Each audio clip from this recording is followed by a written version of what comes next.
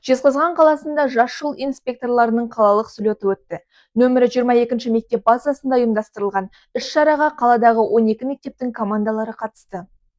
Қатысушылар жол қозғалысы ережелерін білу, алғашқы медициналық көмек көрсету, велосипедті басқару және саптық дайындық бойынша бақ сынасты.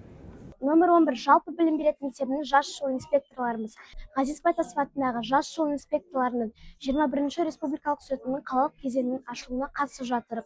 Біз жылда осы жарысқа қатысып, жүлделі орындар алатынбыз. Былтыр біз қатысқанда бас жүлде алғанбыз. Біз өзіміздің мектебіміздің намысын ақтаймыз.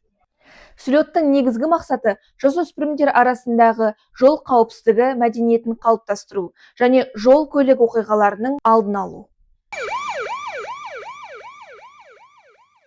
Полиция департаментінде қызметкерлер арасында жазушы Кемел Тоқаевтың Тасқын шығармасын талқылауға арналған әдеби кездесу өтті. Кездесу барысында қатысушылар шығармадағы әділдік, қырағылық және жауапкершілік тақырыптарына кеңінен тоқталды. Қызметкерлер кейіпкерлердің болмысына талдау жасап, шығармадағы негізгі ойлар төңірегінде пікір алмасты.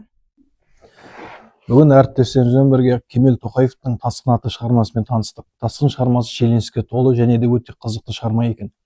Шығармада қылмыс пен тергеу жұмыстары бейнеленген және де айтылған. Қандай қиын қылмыс болмасын, тергеушілердің арқасында және полиция қызметкерлерінің арқасында бұл қылмыс әрқашан ашылады. 25 мамыр соңғы қоңырау күні Ұлытау облысы полиция департаменті қызметкерлері күшейтілген режимде жұмыс атқарды. Қоғамдық тәртіпті сақтау және балалардың қауіпсіздігін қамтамасыз ету мақсатында білім беру ұйымдары маңында патрульдік бақылау күшейтіліп, профилактикалық жұмыстар жүргізілді.